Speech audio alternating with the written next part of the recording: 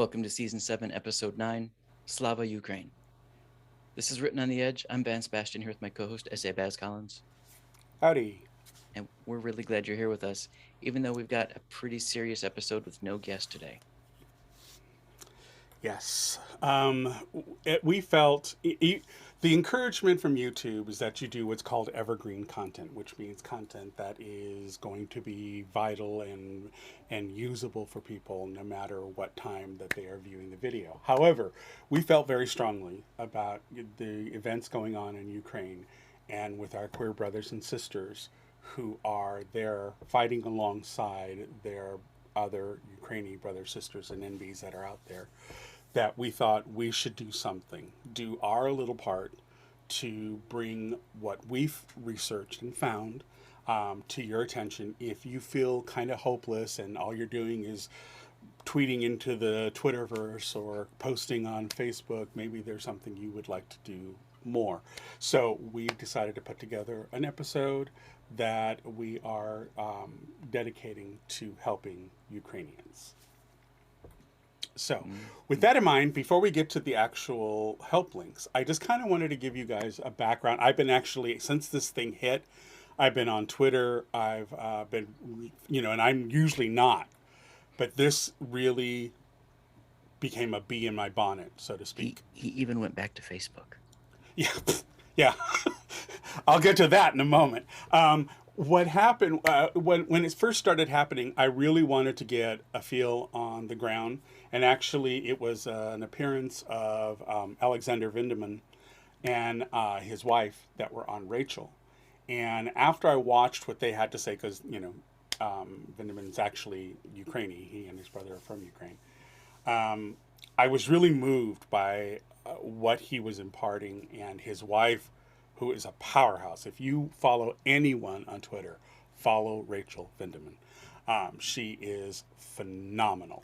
But I was really empowered by what they were saying and how they were approaching it, that I actually went on Twitter, which, like I said, I usually don't.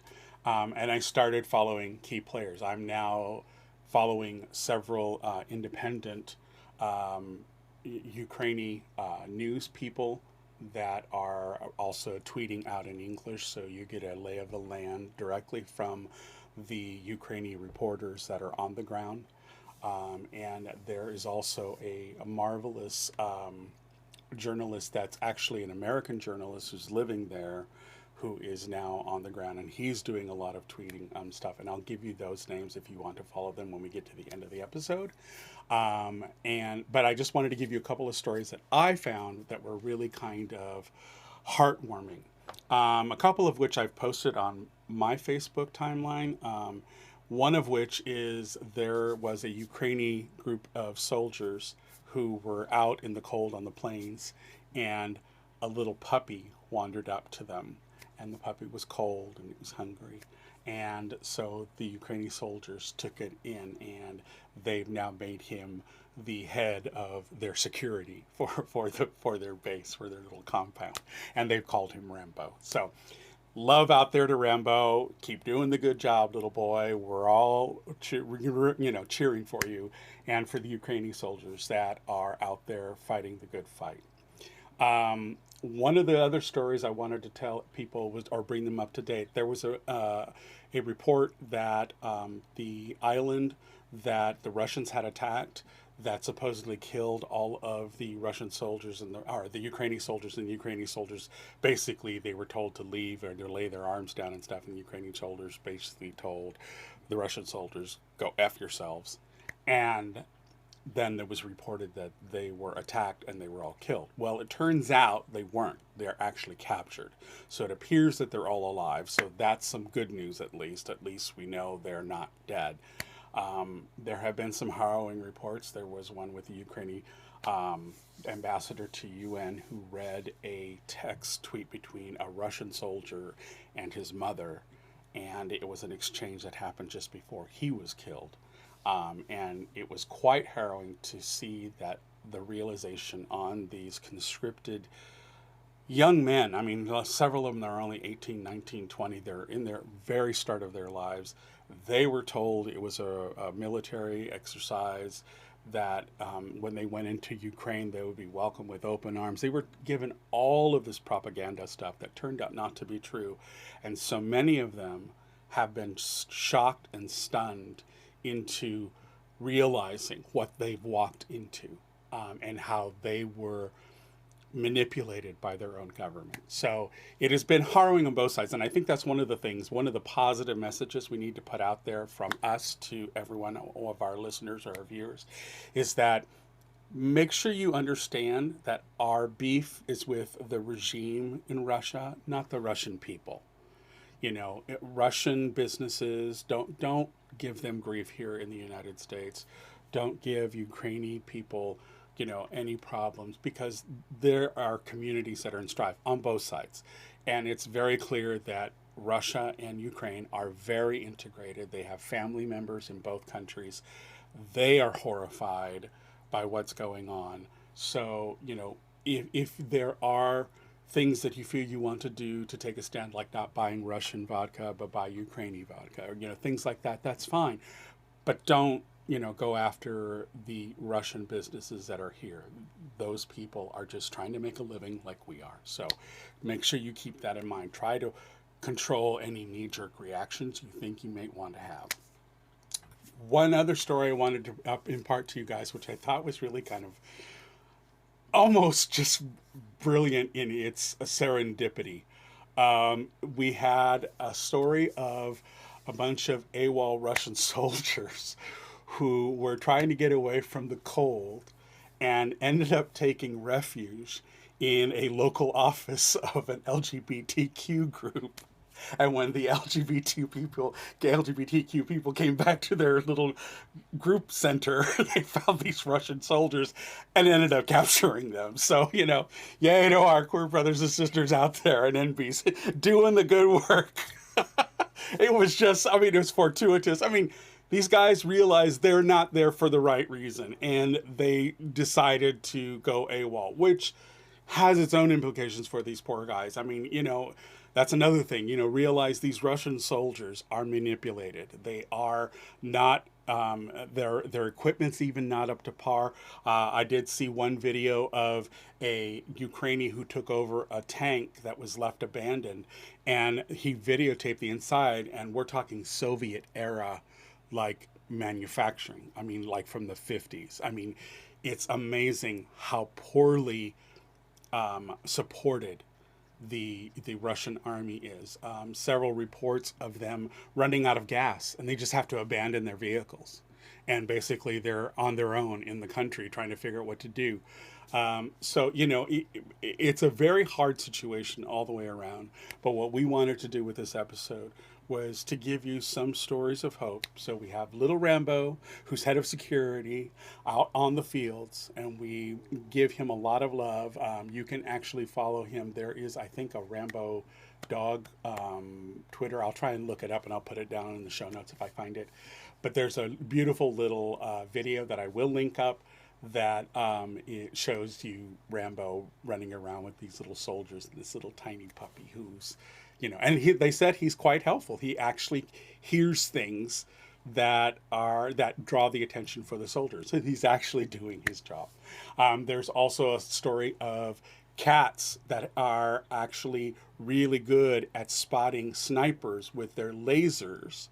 And so Ukrainian cats are also involved in the fight, and they're helping their Ukrainian soldiers seek out these snipers that are put in places, and they've actually brought down several of them because of these cats. So the pets are out there working too. So we wanted to give you some stories of hope, some stories of what's going on. Vladimir Zelensky has become a world hero. I ended up tweeting Kathleen Madigan and say, hey, can we nominate this guy to be the patron saint of all stand-up comics? Because God knows this guy deserves it, you know. And we wish him and his family, you know, that they are safe and that they will come through out of the end of this, because he has really stepped up to the plate in a way that I don't think any world leader has ever seen before. I mean, this is Queen Elizabeth out there with her army, watching the Spanish Armada come their way. That level, that's where he is. He is out there with his troops on the front lines. So, whatever we can do to help them is vastly important. And I'm sure even once this all gets taken care of, God willing, and hope that it will happen sooner rather than later and with less bloodshed. But once it all happens, I'm sure the support efforts will still be needed well beyond this conflict. So keep in mind that, if you give now and help them out, just be aware that even after it's all over, Ukraine has been decimated in so many places. They will still need the support after. So keep these charities and these organizations in mind. So with that, I'm going to hand it over to Vance, who's going to bring us up to date on some of the places that you can donate and help out for the Ukrainians in their cause. Right. So if you're feeling a little lost and want to help but not sure where to start, let me give you a list. Outright Action International, which is outrightinternational.org/Ukraine, actually specifically helps the LGBTIQ, their analogy or their acronym, people in the Ukraine who are having and under attack. Yahoo News gave us a list of 7 verified charities. So everything from Global Empowerment Mission, and these links will be here. World Central Kitchen, WKC.org, globalgiving.org/Ukraine, International Rescue Committee, and these you can all search for if you're just listening to the audio. SaveTheChildren.org is another good one. Continuing on, voices.org.ua/en for English will get you specifically to a children of war in Ukraine. Moving on, Washington Post also had a list, Voices of Children, Kyiv Independent. It was just a GoFundMe. Jose Andres, a chef who's doing amazing work over there. That's the World Central Kitchen. Mm-hmm. Yep. So there's all kinds of places you can go for help or to offer your help. I highly recommend starting with your favorite news source and looking for verified places to put your money, because you don't want to be funneling it into something that is a bit sketchy. And, I hate to say it, but we've seen reports that there are fake Russian people on Facebook asking for money pretending to be Ukraine, and their faces are completely CGI'd, but you wouldn't know it to look at them. So please, please, please verify your sources so that your money actually goes someplace it's needed. Yes, and with that in mind, there are 2 that I want to add to the list that are of importance. One is the Kyiv Independent, who I've started following on Twitter and get updates from them. They have a GoFundMe page that has started to help support journalists within Ukraine. So they have 2 GoFundMes. One is to keep all of Ukraine's media going, and one is specifically for the Kyiv Independent newspaper and news services. So I highly recommend looking for those. I'll make sure those are down in the links. And the other one is if you wanted to donate directly to the Ukraine military to help them purchase more equipment or acquire more equipment, the National Bank of Ukraine has started a special account to raise money for the Ukraine's armed forces. So I'll make sure I include that in the links down below. And to Vance's point that he raised, make sure you do check out these the charities that are out there. Make sure they're well established. Make sure that they have people that have rated them and said yes, they are a legit service and they are on the ground. They are helping.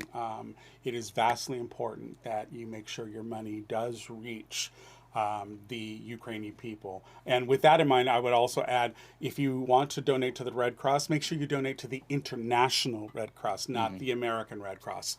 Right. One, American Red Cross has had some issues with administrative fees being taken. But the other thing is the International Red Cross is the one that is actually on the ground helping Ukrainians. So you definitely want to point your money that direction if you're looking to provide the Red Cross with money. So that's it. We really didn't want to spend a whole lot of time, but we felt we needed to do something to give support and praise for the Ukrainian people. There are a number of people to follow who are on the ground. I will include their Twitter profiles links in the page that we have that we're going to put up for this episode. So that way you can follow the people that I happen to have seen. Oh, and I want to share one quick story of my face planting in front of the whole world. Anthony Blinken was up and he was talking about, people asking about, what is the position of the State Department and how they're handling it and everything. And I thought I was going to be bright and reply back to the secretary and say, well, have we considered, no-fly zone? Have we considered, looking into whether or not we can do something to get Ukraine's fast-tracked into... Vance's eyes are getting bigger. Get them admitted into the EU. Okay, and I thought I was just sending it to Anthony Blinken, because, he works for us. He's in the federal government. Yeah, I didn't notice that it also went to the EU Security Council en masse. Well done. It was epic. Faceplant. After I saw it, I went, oh. I'm like, well, it's out now. Just let it go. Oh, and if you want some really good shade, definitely follow if you don't already. And if you don't, I don't know why you're not, but follow Bette Midler because she is tweeting out some fantabulous shade over Russia. So if you just want something with a little levity and all of this darkness that's going on, she's being quite pointed too. She's the one thing the divine Miss M is really good at is surgical precision in her comedy.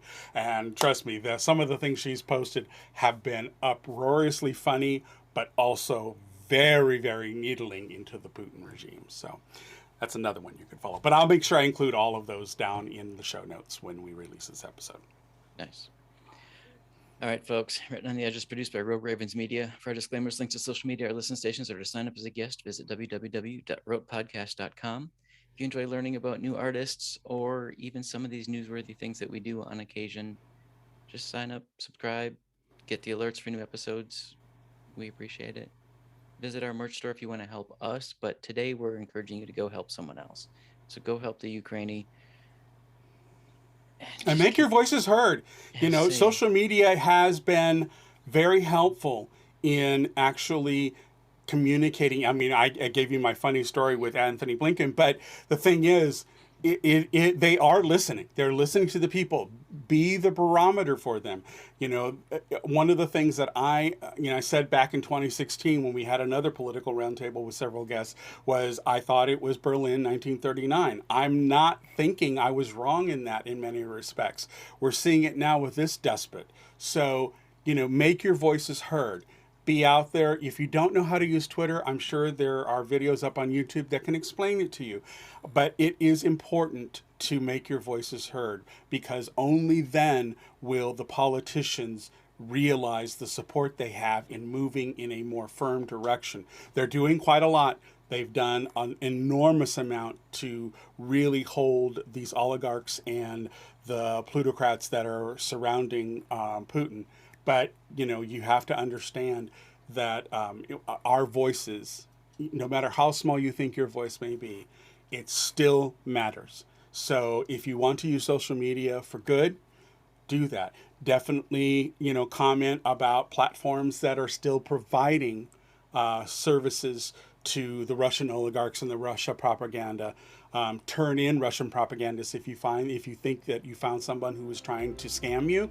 Let Facebook, let Twitter, let those people know your voices do matter, and now is the time to actually start using them. We are on the brink of what could potentially be World War III. That is no bullshit. There have been a number of politicians around the world who have said this. So realize this is a serious time, and we want your voice to be part of it. So donate, help out where you can, use your voice, use your platforms, and do some good in this world and show the Ukrainian people they are not alone. Slava Ukraini.